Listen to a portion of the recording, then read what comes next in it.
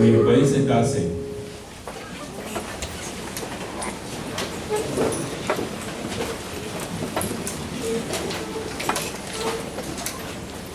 Cada uno de nosotros, de los que estamos aquí, tenemos nuestra propia experiencia de Dios.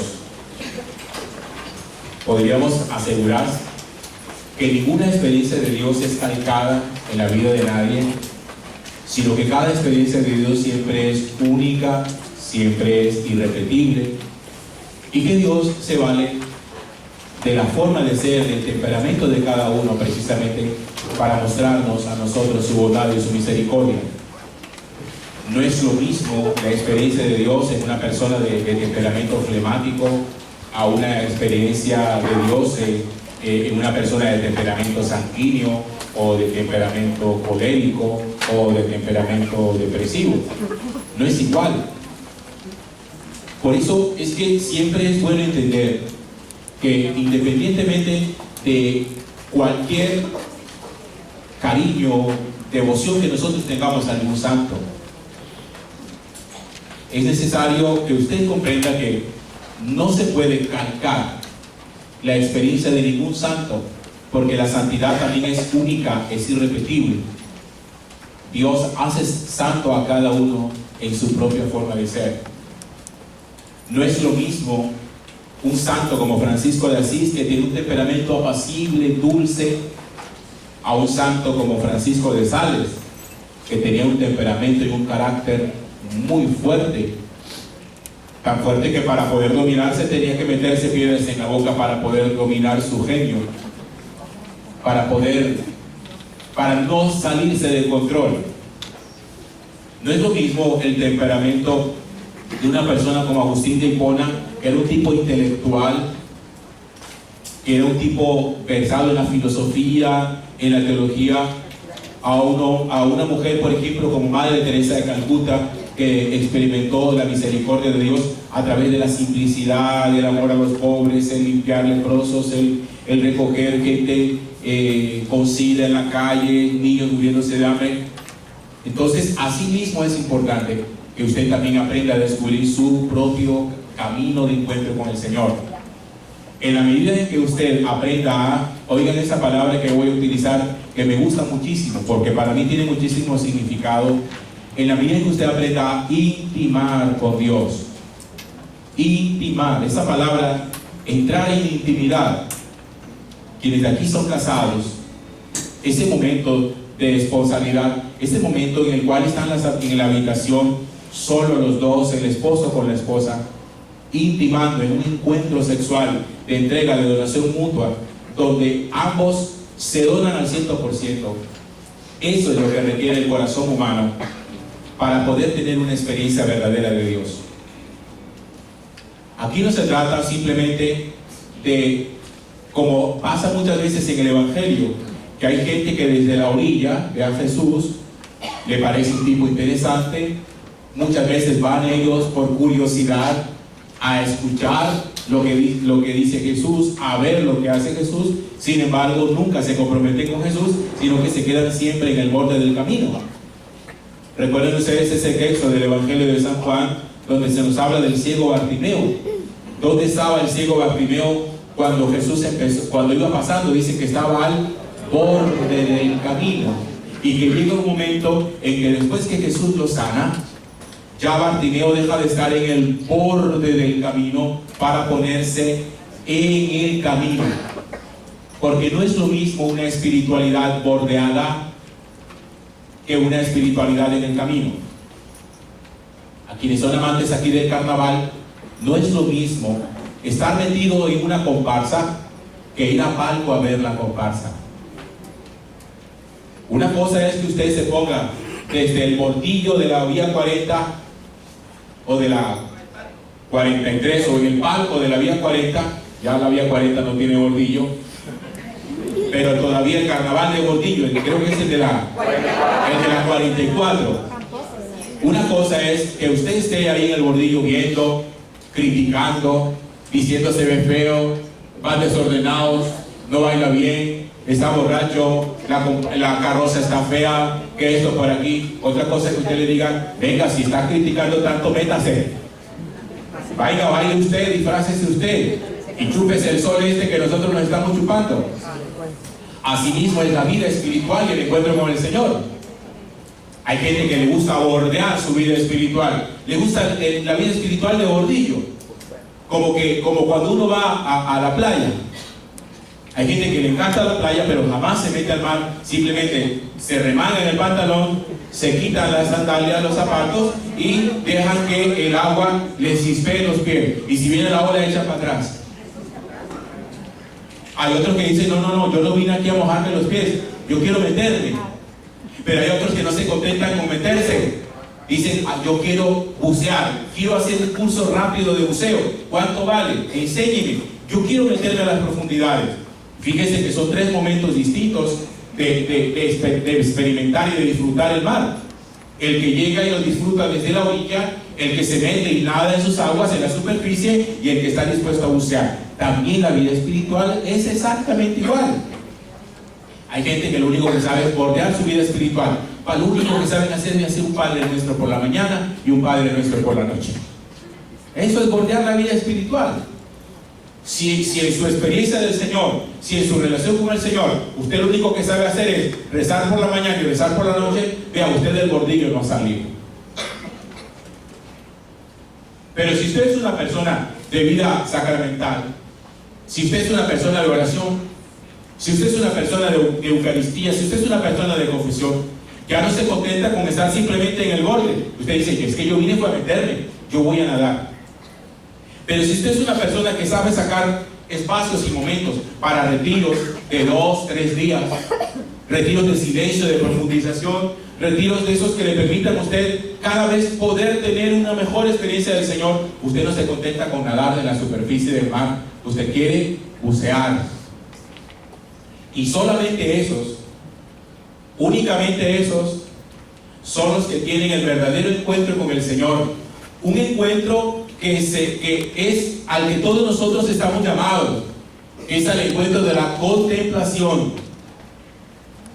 Porque todos nosotros estamos llamados a contemplar el rostro de Dios aquí en la tierra. No a contemplarlo cuando nos muramos. Algunas personas piensan que la visión beatífica o que poder ver el rostro de Dios es una cosa en la que tenemos que esperar simplemente hasta cuando llegue el día de nuestra muerte. No, hermano, miren, si todo lo que el Señor nos ha prometido se nos va a dar solo después de muerto, estar aquí en la tierra es una pérdida de tiempo. Las promesas del Señor no son para después de. Las promesas del Señor son para ya, ahora, en ese instante, en este momento. Por eso Jesús dice cosas muy claras en el Evangelio que nosotros a veces no le hemos parado bolas. Cosas como cuáles. Jesús dice, el que escucha mi palabra y la pone por obra, mi Padre y yo vendremos y haremos morada en él. Ahora, ya.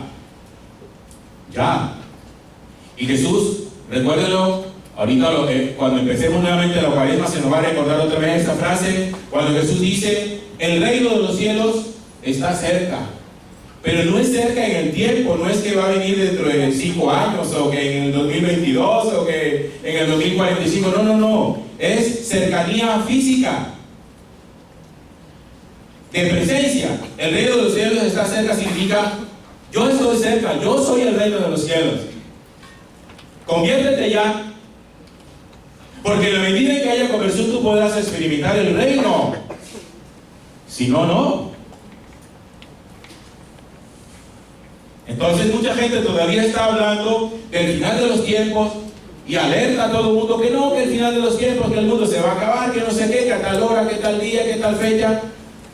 Y siempre inventando lo mismo cuando Jesús dice, miren, cuando ustedes le digan que el reino viene por el norte o por el sur, dice Jesús claramente, no le paren bolas, eso no es verdad.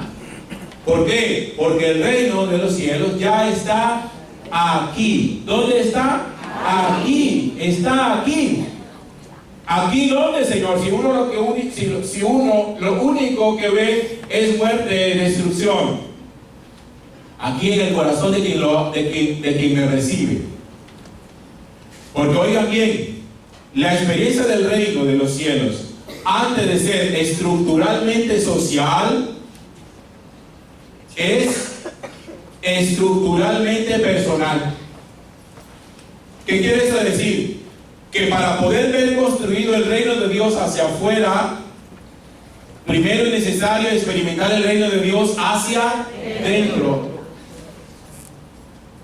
¿Cuándo va a empezar usted a darse cuenta que el mundo es distinto? Cuando usted sea distinto. Muchas personas dicen, no, que es que si Dios existiera, que no habría hambre, ni guerra, ni desnutrición, y no se violarían niños. Miren, el problema no es ese.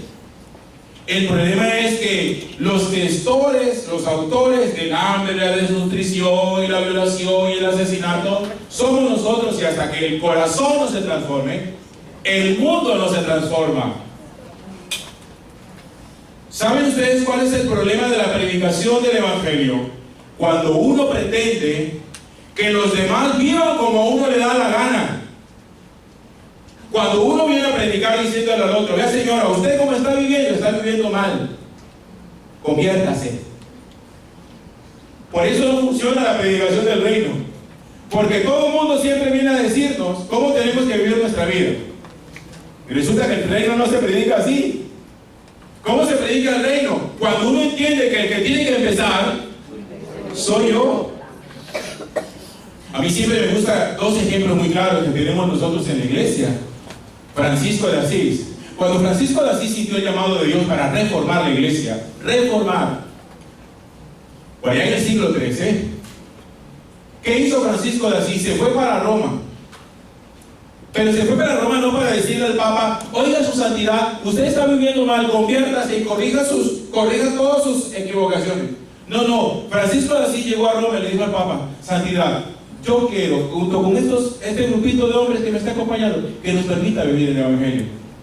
Nosotros no venimos a decir a usted cómo tiene que vivir. No, permítanos a nosotros, reconozca que nosotros queremos vivir el Evangelio con rectitud. Y el Papa le dijo, ¿qué pagate? Y en cambio después vino otro, que fue católico también, monje, Martín Lutero, que ese sí fue donde el Papa a decirle, ustedes están viviendo mal, todos ustedes tienen que hacer las cosas distintas. ¿Y qué hizo? Partió la iglesia, la dividió, la fracturó. Porque Lutero, que también quiso ser un reformador, él creyó que se podía reformar la iglesia hacia afuera, diciéndole a los demás cómo tienen que vivir. Y la iglesia no se reforma hacia afuera diciéndole a los demás cómo se tiene que vivir. La iglesia se reforma hacia adentro, cuando soy yo el que entiendo cómo tengo que vivir. Es eso. Y nosotros todavía dando catequesis, evangelizando, moralmente diciéndole a los demás, ¿y tú por qué estás viviendo en unión libre? Estás en pecado. ¿Y tú por qué estás haciendo eso? Estás en pecado. ¿Y tú por qué estás haciendo esto? Tú tienes que cambiar de conducta, tú tienes que cambiar de conducta. Y tú. Sí, es que es muy fácil decir tú, pero ¿y yo? ¿Y yo qué? El que quiere una iglesia santa debe ser santo. El que quiere curas santos, ¿qué tiene que hacer? Tiene que ser santo él. Por lo menos para que los curas nos dé vergüenza de ver que tenemos laicos que son más santos que nosotros. Y que uno diga, me pone la pata a mí encima. Y que nos la pone. Uno descubre laicos que le pone uno la pata encima. Pero no andan diciéndole a los demás cómo quieren que vivir ellos. Ahí está el problema de la evangelización. Entonces, cuando cada uno empieza a hacer su recorrido espiritual, que es necesario hacerlo, y por eso tiene que ponerse en camino. Usted no puede sentarse de una manera ahí inerte, pasiva, a ver qué pasa mágicamente en la vida suya, a ver si desde el puesto su vida va a ser transformada. Hay que ponerse en camino, hay que salir del borde. Deje de andar criticando la comparsa. Deje de andar yendo a la vía 40 o a la 44 a ver comparsas para criticarla. Si usted cree que lo puede hacer mejor, métase. Y baile usted. Y deje de pegar.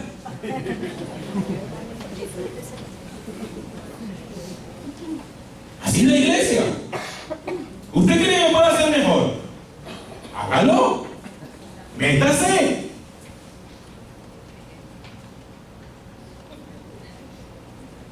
¿Usted cree que su sacerdote no lo está haciendo bien? Dígale al hijo suyo que se meta cura y que lo haga mejor que el cura este. Mira, hijo, yo le digo que usted sea cura para que le enseñe a este que es mal cura cómo tiene que ser. Y estamos enseñando. Pero la iglesia no se transforma con criticones, sino con gente santa. No con gente criticona, sino con gente santa, que se toma en serio la santidad y que deja de bordear su fe. La fe no se vive desde el bolsillo. No se mete, se compromete. Y desde dentro, no desde fuera criticando, sino desde dentro, uno le da a la iglesia un nuevo aire, una nueva vida. ¿Cómo? Con su propia vida, con su propia experiencia de Dios. Miren, el que vive la experiencia de Dios no tiene necesidad de criticar la vida de nadie. Por eso Francisco de Asís, cuando él predicaba, él simplemente salía a caminar a que la gente lo viera y no decía nada. Y cuando regresaba le preguntaban a sus hermanos, ¿y ya predicamos? Y sí, claro, ya predicamos. ¿Y cómo así? Si no dijimos nada, es que no había necesidad de decir nada, la gente los vio. La gente los vio. Ay, usted con ese celular que parece una flecha, puro celular de indio. Ahorita hay mejores celulares, no es que yo no necesito eso, yo no necesito más. Pero claro, es mucho más fácil siempre querer estar a la moda y utilizar el de última clase, el de gama más alta. Pero una persona que no utiliza un celular de gama alta, pudiendo tenerlo, esa persona le da a uno una bofetada. ¿Por qué creen que la gente rica tiene plata? ¿Ustedes creen que ellos compran en Zara? Ellos compran en Tierra Santa. Y esperan la rebajona de Tierra Santa. ¿A quién le gusta más la rebajona? A la gente rica. Los que van al mercado, eso lo compran en Carulla. Al mercado. Y esperan los remates. Y pelean una moneda. Cuando dicen en la tienda, ¿quiere ver estos 200 pesos? No, échalo para acá.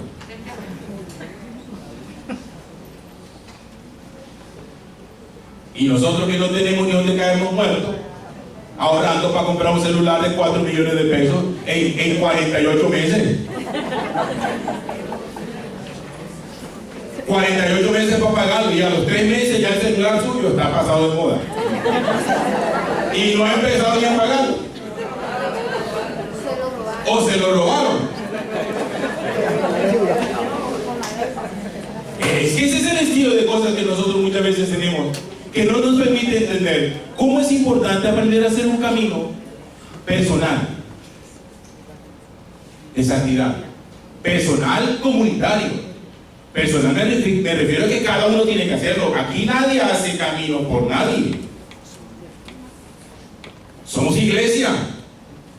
Pero recuerden ustedes que la parábola de las mujeres, de las vírgenes prudentes y de las necias, que había 10, que 5 eran prudentes y que 5 eran necias, las necias quisieron entrar con la lámpara de las prudentes. Como que dice, a gente que quiere entrar al cielo con la fe ajena. Y al cielo no se entra con fe ajena. Al cielo se entra con la fe personal. Cuando lleguemos allá y el Señor nos pregunte, bueno, ¿y tú? No, que yo soy el nieto de Doña Sara. Recuerda a Doña Sara que la gente de la comunidad rezaba el rosario, la señora aquí volvía la camándula. No, pero Sara está aquí. ¿Y tú? No, con la camándula que volvió mi abuelita ya con eso tengo. No, señora, aquí no, usted no entra con camándula de la viejita tuya. Aquí necesito que usted mismo hubiera boleado camándula. Su abuelita se la ganó. Usted, no. Y hay gente que quiere hacer, hay gente que pretende ganar prebendas, privilegios, salvación, simplemente a costilla de los demás. que los demás hagan camino espiritual sin ellos hacerlo como camino propio. Mire, nadie va a cine por nadie. Si a usted le gusta el cine, usted no le puede decir al otro, toma la boleta y después me cuenta la película. Nadie va a concierto por nadie. Si a usted le gusta Marco Antonio Solís, usted quiere ir y verlo a él. Usted no le regala la boleta, ahí después me cuenta y me canta como cantó él. No, así también con la vida espiritual. Nadie nos puede decir a nosotros, no, mira, ven tú a misa que yo me quedo aquí viendo televisión. Con que tú vayas, me cuentas que dice el cura, y ya, ahí matamos dos pájaros de un tiro. Tú vas por ti y vas por mí. Y eso es lo que nos ha hecho falta a nosotros para poder comprender mejor lo que significa hacer un camino personal de vida espiritual de encuentro con Dios. Un camino personal que le dé sentido a todo esto que nosotros hacemos, que le dé sentido a su estancia en la iglesia, que le permita entender esta iglesia que sangra, que sufre, que llora, donde hay ministros que damos escándalos, donde hay gente que nos lastima el corazón, donde hay personas que hacen las cosas como no deben ser. Solo el encuentro personal con el Señor nos permite poder comprender, entender. Si no, no. Los que odian la iglesia suelen estar en el bordillo. Son de iglesia, pero están en el bordillo. Los que se contentan con un Padre Nuestro por la mañana, un Ave María por la noche y misa exequial cuando se muere alguien que lo conocido o lo invitan a una boda. Y ya. ¿Quiénes son los que tienen un encuentro verdadero con el Señor? Para poder tener un encuentro auténtico con el Señor, oigan bien, es necesario desearlo con todo el alma y con todo el corazón. Hay un cuento de Anthony de Melo, sacerdote de la India que murió hace años, y este cuento él decía así más o menos. Una vez un monje iba con sus discípulos. En aquella época los discípulos iban con el monje, vivían con ellos 3 años mientras estaba su proceso de formación, los novicios.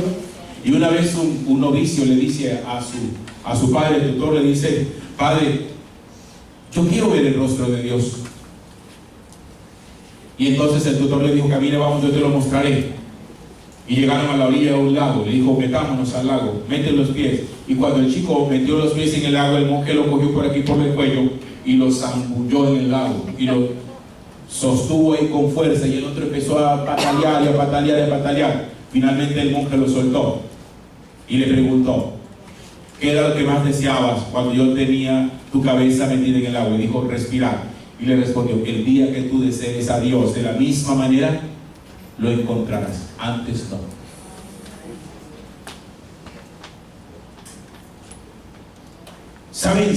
¿Saben qué le pasa a mucha gente en su relación con Dios? Le pasa lo que nos pasa a nosotros cuando vamos al restaurante. Y normalmente en esos restaurantes, al final le dicen a uno: ¿quiere postre?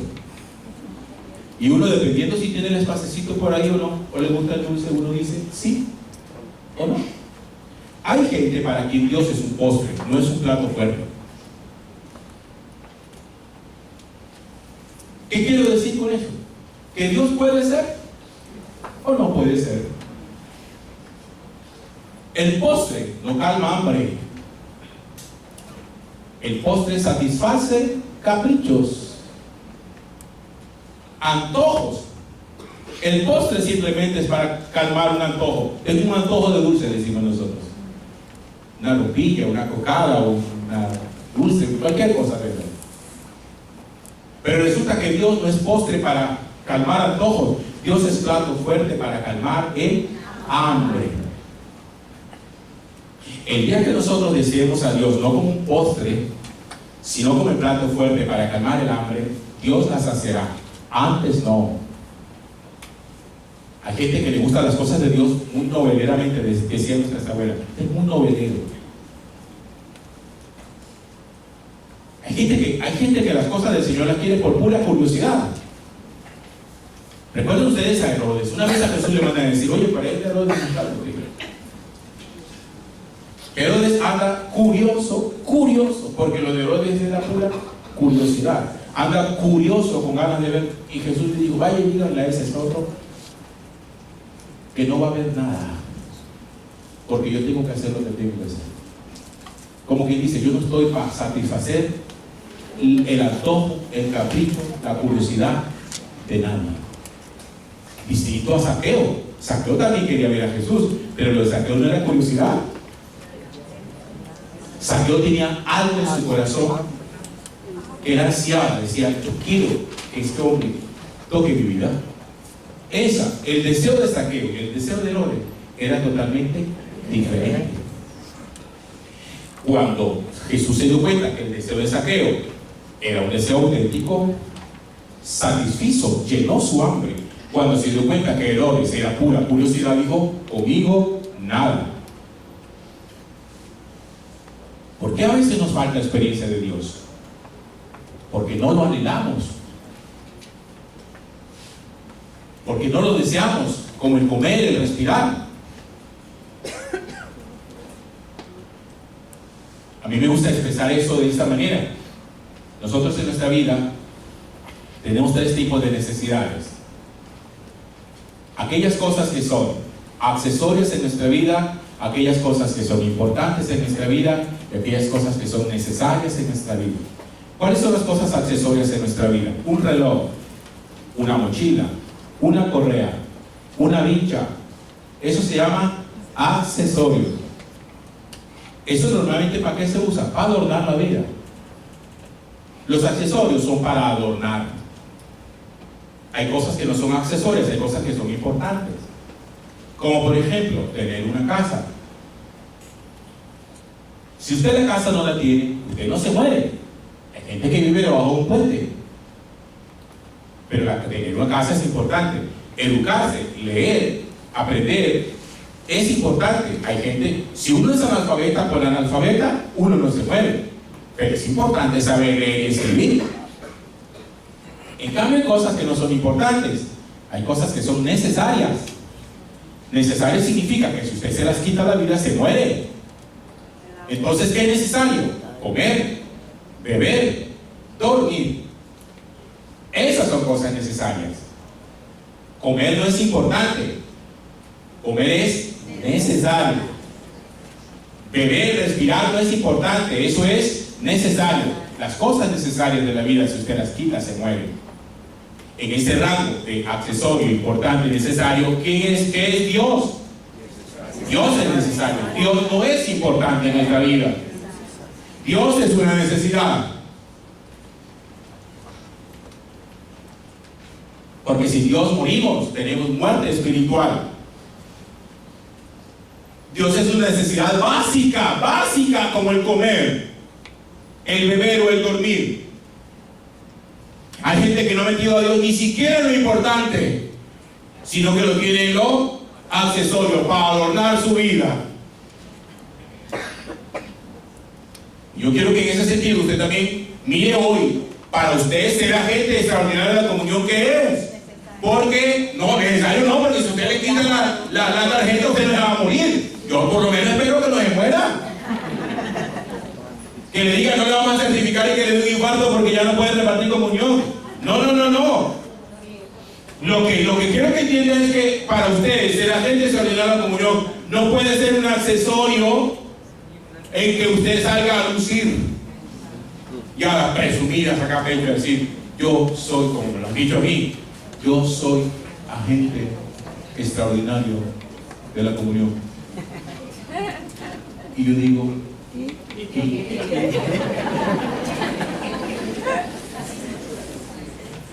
y yo espero, y se lo voy a decir así, que usted no vaya a salir con esa semejante tontería a su parroquia. Allá a decir que es que yo soy agente extraordinario de la comunión. Porque si encuentra un cura como yo, le voy a decir, ¿y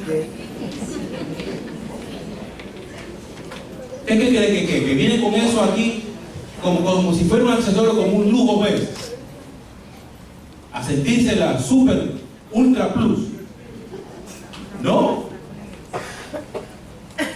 porque eso no es un privilegio. Esto es una responsabilidad. responsabilidad. Esto no es privilegio de nadie. Esto es una responsabilidad. Ni ser cura es un privilegio, porque el día que uno era hermano y el obispo lo coge y lo suspenda a uno, le dice a uno: usted no puede volver a ejercer el ministerio nunca más. Y hasta el güey.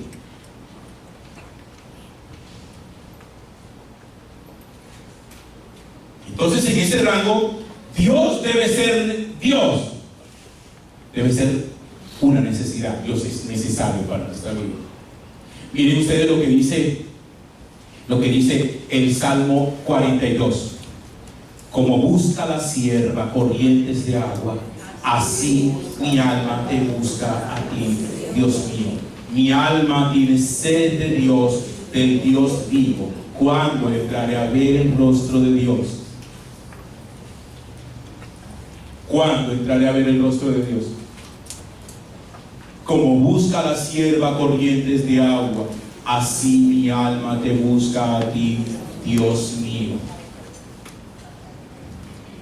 Si ven que es una necesidad básica. La sierva en el desierto busca un charco donde beber, porque si no, corre peligro su vida. El día que nosotros deseemos a Dios así, lo encontraremos. Antes no. Si para nosotros Dios es un accesorio, o incluso Dios llega a ser importante, pero no llega a ser necesario, el rostro de Dios no lo vamos a ver, la experiencia de Dios no la vamos a tener. Y para nosotros será muy berraco, muy difícil poder entender la vida de la iglesia y poder entender las cosas que pasan. Porque lo único que le permite a uno poder interpretar la vida, leer teológicamente la historia de nuestra vida, es nuestra experiencia de Dios. Si no, no. Yo conozco gente que va a misa. Creyente sí creo que es. Pero cuando encuentran una situación difícil en su vida se revientan. Son creyentes, pero experiencia de Dios no hay. A uno ser creyente no lo hace tener experiencia de Dios. Una cosa es que usted sepa quién es el presidente, otra cosa es que sea amigo suyo.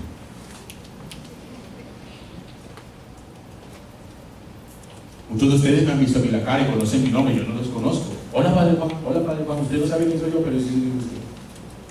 La cosa es que no haya visto ni la cara. Como dicen los paisas, lo distingo. Una cosa es que usted distinga algo, y otra cosa es que usted conozca, porque ha tratado a esa persona. Así pasa con el Señor. Miren, la experiencia de la intimidad, vuelvo a esa palabra del principio. Acuérdense los que tienen aquí su esposo o su esposa. Miren, la intimidad es una cosa tan sagrada, que eso nunca se expone al público.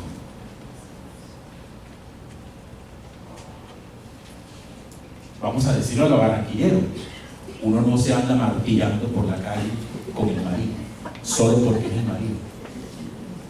Eso es una cosa de nuestra intimidad, que solo a él y a mí nos importa. Eso nadie tiene por qué opinar nada ahí.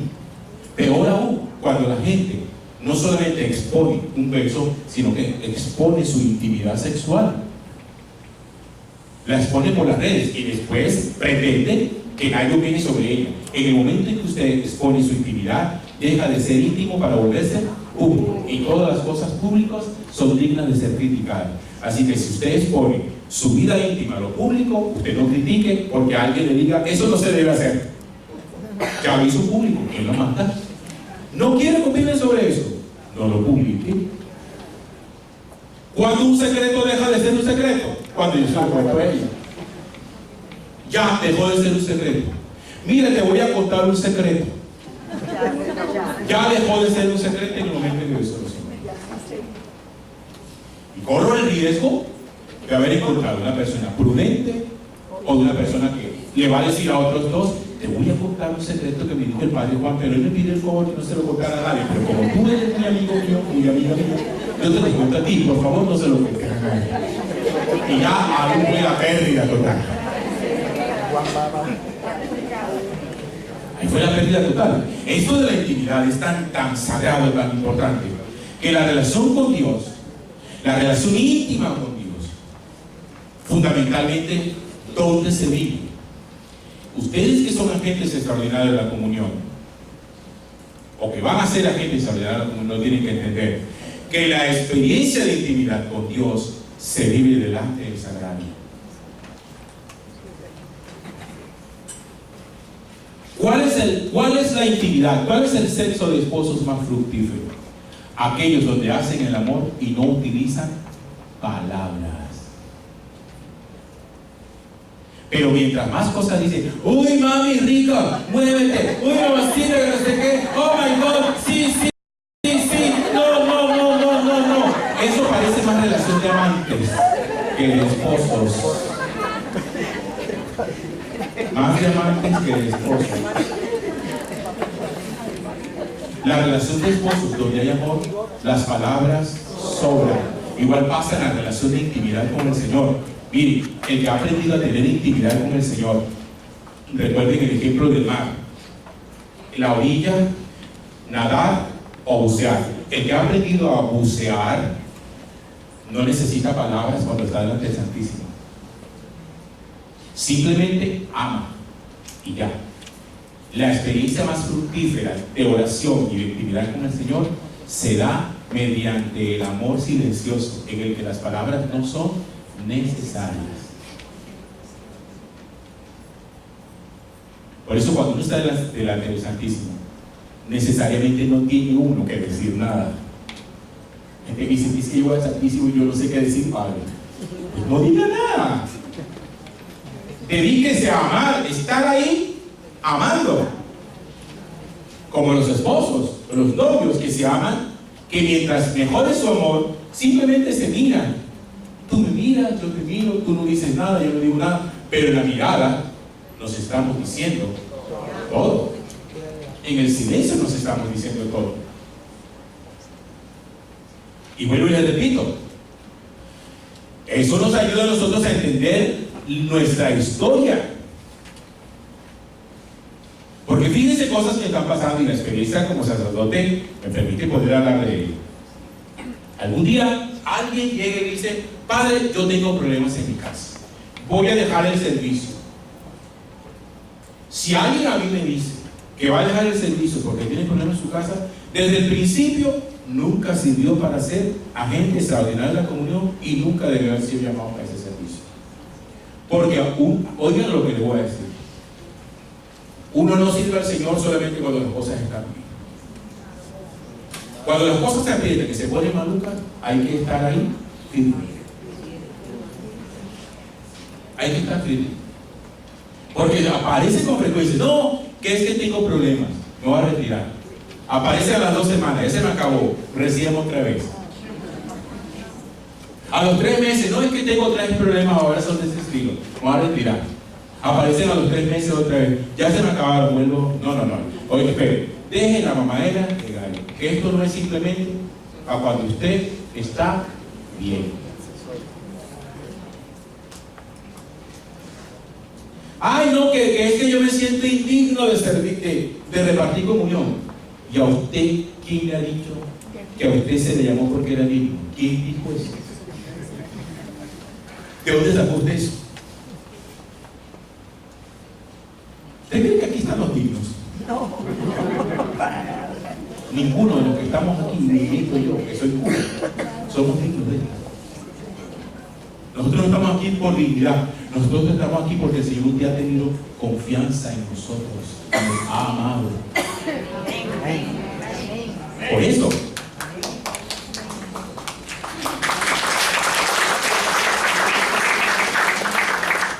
Porque salen con ese cuento. Que no, que es que yo no soy digno. Usted sí se lo puede decir al Señor en su oración, mire Señor, yo realmente siento que no soy digno de repartir comunión. Sin embargo, entiendo que no estoy aquí por dignidad. Estoy aquí porque tú me has llamado. Y con el amor, con que tú me has llamado, con ese amor te voy a corresponder. Y ya. Y ya. Porque si no, usted no va a ser capaz de entender lo que pasa en su vida, las dificultades, el dolor, el sufrimiento, la pérdida de un ser querido. Vean, hermanos, usted no puede dejar tirado todo solamente porque un día se murió el marido suyo o la mujer suya. Ay, no, que fue que se murió mi marido y yo le pedí tanto al Señor que no se lo llevara. ¿Cuántos años tiene el marido suyo? 98. Señora, por Dios, yo me quiero. Y no estoy inventando nada. Hace unos meses en mi parroquia me pidieron el favor para que fuera a un filo, a un enfermito que estaba en la clínica. Cuando llegué, el pobre viejo estaba forrado en los huesos, así, era el esqueleto forrado. Le pregunté a la persona que me llevó, ¿cuántos años tiene? Él tiene 96 años. Es que tiene Alzheimer. Ah, bueno, vale, vamos a ungirlo. Yo pensé para mi cerebro, lo va a pegar en un pujoncito. Pero yo le dije a alguien, vamos a ungirlo. Pero yo sé que eso era para pegarle el empujón, para que agarrara camino. A veces toca así, que a uno le peguen el empujón para agarrar camino siempre. Y ustedes no van, ajá, que no te vayas, que no te vayas. No, que sí, que váyase. La vida es así, ¿qué vamos a hacer? Y entonces me dice, tiene Alzheimer. Y entonces le dice la persona al viejito, papá, aquí está el padre de la parroquia. Te va a rezar por ti para que te pongas bien y te levantes. Yo no miraba eso. Decía, bueno, está hablando del deseo de su corazón, pero no está pidiendo cosas reales. Por eso es que meten a Dios en camisa de 11 varas, ¿sí ven? Porque se ponen a pedir lo que no deben estar pidiendo. En vez de estar diciendo, Señor, mira, si te lo quieres llevar, vale, que arranque, coja viaje y danos a nosotros fortaleza, gratitud contigo, que lo podamos enterrar con alegría, con esperanza. Eso es lo que hay que pedir. No siempre hay que pedir frente a una persona que se está muriendo que se sane. No siempre se pide eso. Lo que hay que pedir es la capacidad de poder entender que pase lo que pase, nuestro amor al Señor debe permanecer siempre intacto. Porque si no, usted va a sufrir muchas frustraciones en su vida. Muchísimas frustraciones va a sufrir. Porque usted cree que tiene privilegios delante de Dios. Y que como yo soy agente extraordinario de la comunión, como yo reparto el cuerpo de Cristo, entonces hay cosas de las que yo tengo que estar exento. A mí no me puede pasar eso. Yo no me puedo enfermar, nadie en mi casa se puede morir, yo no puedo fracasar, yo no puedo perder una plata, a mí no me puede echar el trabajo. Porque si, cuidado Señor, alguien se va a enfermar en mi casa porque te la ves conmigo. Y te dejo esto tirado. Así que mucho cuidado. Miren, no ha habido sobre la tierra nadie tan fiel como Cristo, y sin embargo miren cómo le fue. Miren cómo le fue. Y no ha habido nadie tan fiel como él. Y nosotros pensando, no, Padre, pero es que yo ya conocí a María, yo rezo el rosario, tengo una buena relación con ella, vengo al Santísimo. Ay, Padre, pero imagínense que se enfermó fulano, mi mamá se enfermó, mi papá se fue. Ay, Padre, yo estoy tan dolida con Dios. Pero a ver, por Dios, ¿qué es eso? Por eso a mí me gusta tanto el apóstol San Pablo. Cuando Pablo dice, miren, a mí el amor de Cristo no va a apartar nada. Yo he estado preso por Cristo, me han dado juguete por Cristo, me han cogido a piedra por Cristo, me han molido por Cristo, me han desnudado por Cristo, me han dado garrotazos por Cristo, pero a mí nada me va a apartar del amor de Él. Y usted sí, ay, me duele la cabeza, ay Señor, ¿por qué me pasa esto a mí? Deje la necedad. Deje la necedad. Que así no se le sirve al Señor.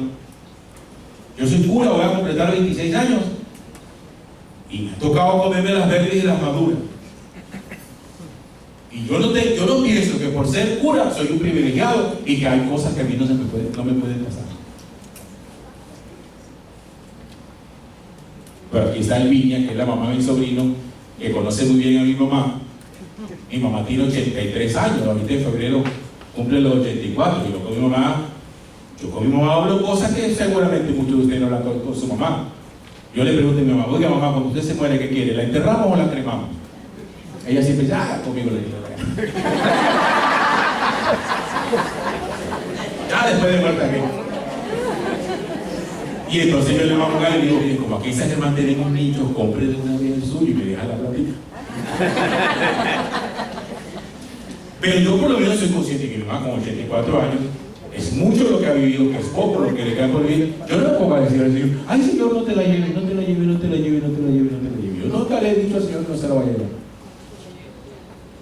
Yo sé que un día se va a ir. Y lo único que le pido al Señor es que me coja mi agarrado para que cuando pase, yo diga, mamá, chao, allá nos vemos. Allá nos vemos. Ni estoy pensando que porque yo soy pura, a mí no me puede, la mamá no se me puede morir. Eso sí, yo sí le pido al Señor que se muera primero ella que yo. ¿Por qué? Porque para mí es mucho más fácil soportar el dolor que soportarlo ella. En cambio ustedes hacen lo contrario. No, que primero me muera yo. Así lo es. Y los que se tienen que morir primero son los papás de uno. Son los hijos los que entierran a los padres, no los padres los que entierran a los hijos. Así es como es la ley de la naturaleza.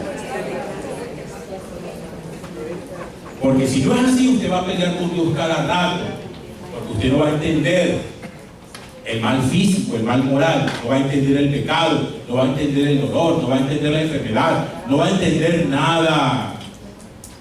Nada va a entender. Que por qué me enfermé, que por qué esto tenía que pasarme.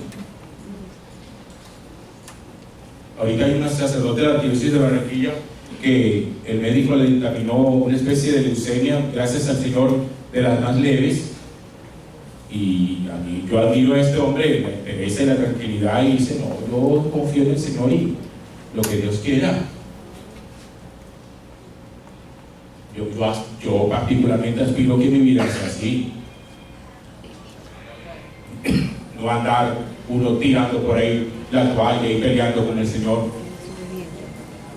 Porque ustedes no están aquí para ser privilegiados. Ustedes están aquí porque el Señor un día confió en ustedes. Creyó que lo podían hacer bien. Les ha dado una responsabilidad, un privilegio. Una responsabilidad. Y eso los tiene que ayudar a ustedes a que la gente a la que le llevan la comunión, cuando son también ministros extraordinarios de la comunión para los enfermos, que ustedes le ayuden a la gente, la que está enferma, que entienda todo esto. Es que todas estas cosas tienen sentido en el Señor.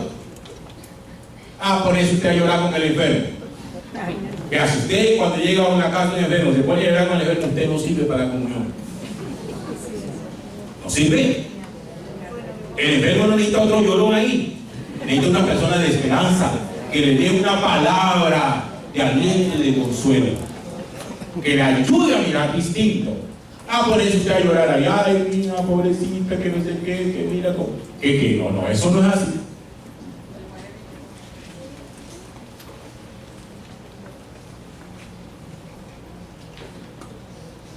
Entender la vida, entender el mal, entender el sufrimiento, no es fácil, pero es necesario.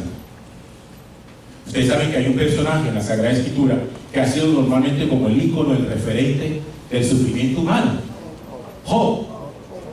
Todo el mundo ha hablado de Job siempre como el paciente Job.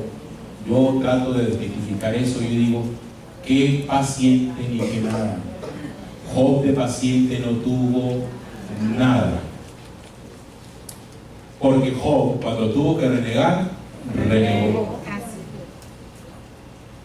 La Biblia dice que hubo un momento en que Job dijo: maldigo el día en que mi madre me parió.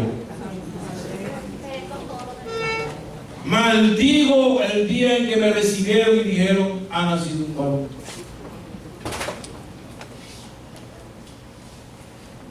Y yo decía: ¿a mí por qué tiene que estar pasando esto? Yo he amado al Señor, yo he sido fiel al Señor. Porque a Job lo presenta como eso, como un hombre fiel que ama al Señor y que ha tenido prosperidad en su vida. Sin embargo, después le caen todas las plagas posibles. Y Job en esa reflexión, ¿por qué me pasa esto a mí? Que es la reflexión de todos. Recuerde cuando ustedes lo han compartido con los curas: mire, padre, que usted sabe que yo sigo aquí, pero me pasó esto. Ay, padre, ¿por qué me pasa esto a mí? Siempre es la gran pregunta, que ¿por qué me pasa? La pregunta verdadera no es por qué me pasa, la pregunta verdadera es ¿para qué me pasa? Uno tiene que encontrar la razón de ser, el sentido de eso. Porque si siempre preguntamos el por qué no lo vamos a hallar. Pero el para qué sí. A mí de María hay muchas cosas que me gustan, entre ellas el hecho de que todos esos momentos en los cuales María experimentó más dolor y que ella no sabía él por qué. ¿Qué hacía María con esas cosas que no entendía?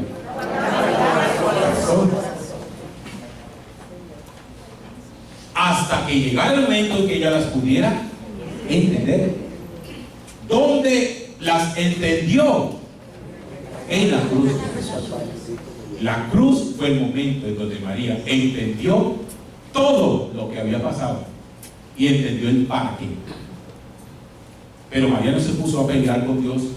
Ay, que mira, que me escogiste a mí para ser la madre de tu hijo y me pones a pasar por esta. ¿Por qué? No, no entiendo. No lo desecho, no lo desprecio, no lo aborrezco, no lo saco fuera, lo guardo en el corazón. Habrá un momento en el que Dios me permitirá a mí entender por qué.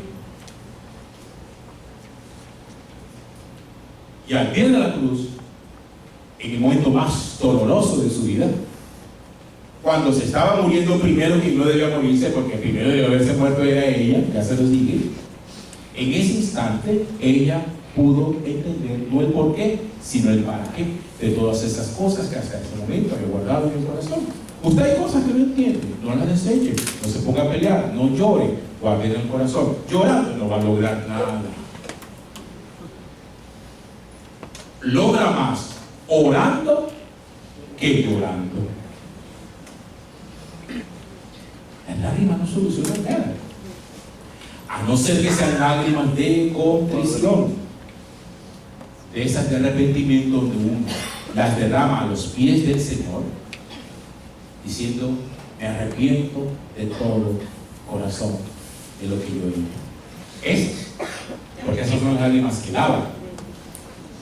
Las otras no, las otras son de incomprensión, de rabia, de duda, ¿por qué? Esto, por aquí, por allá.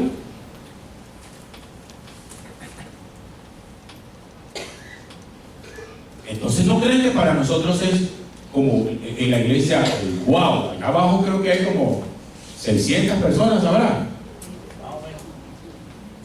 Bueno, están esperando 1500 hoy todo el día. ¿No creen ustedes que se trata simplemente de tener a gente de la comunión porque sí? Se trata de que la gente que está aquí sea gente berraca. Vean, hermano, usted tiene que ser un berraco delante de Dios. Si no, usted no sirve para esto. Berraco no significa que no le duela.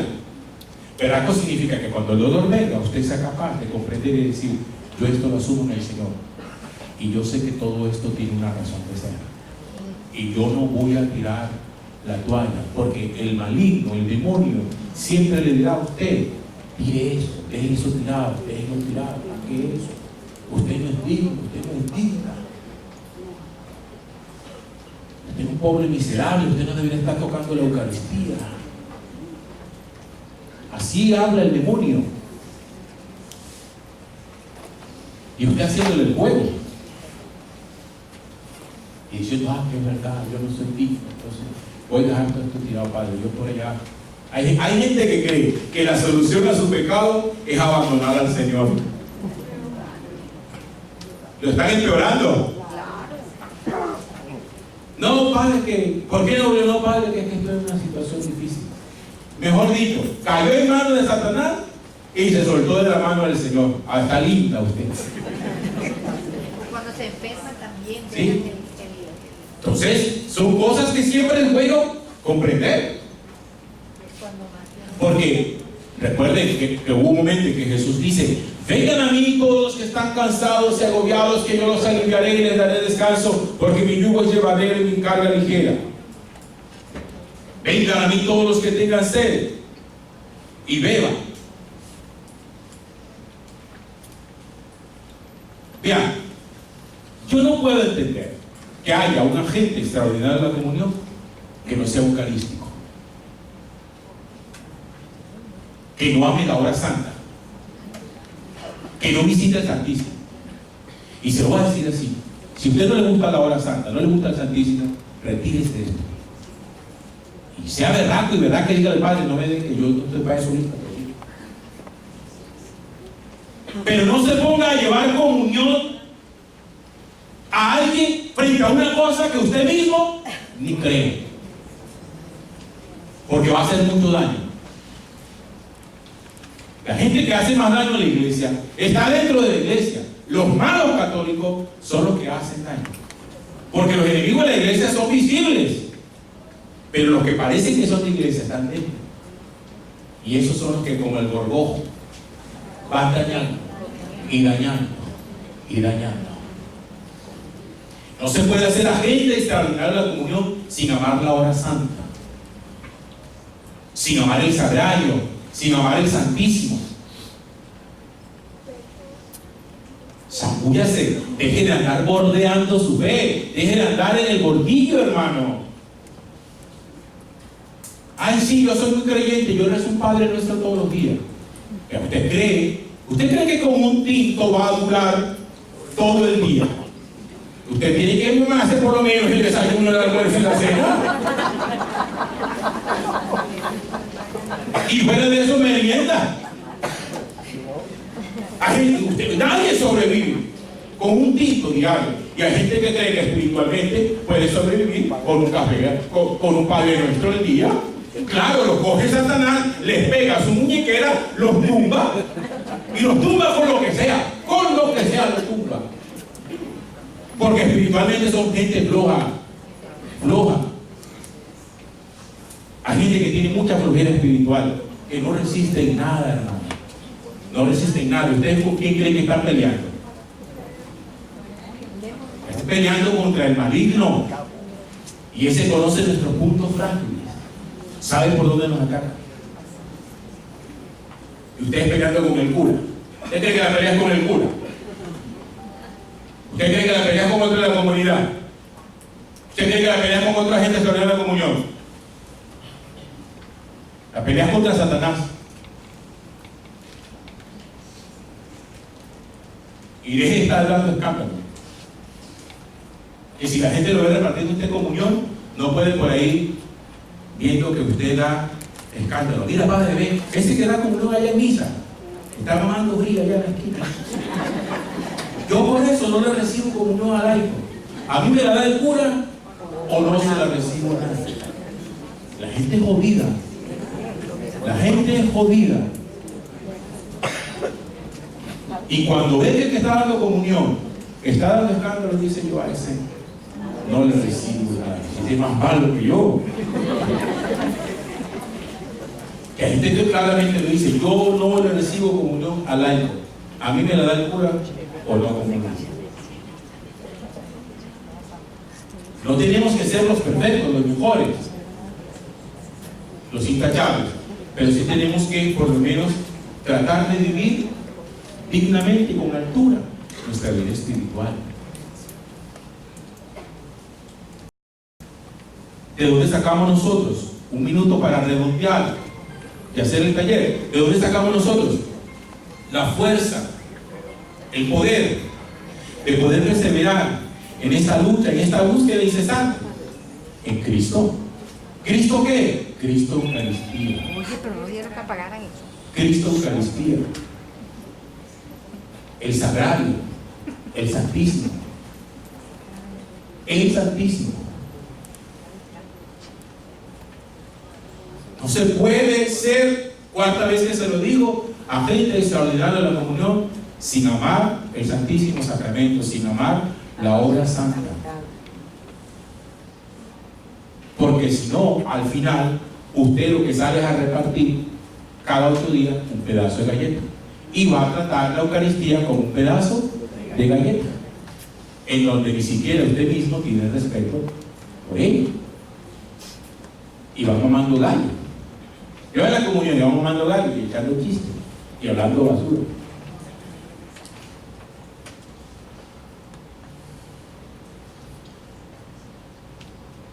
Y por favor, no lleguen a sus parroquias a decir, sacando pecho, es que yo soy agente extraordinario de la comunidad. Ya se los digo, si los curas son como yo se lo voy a decir. Y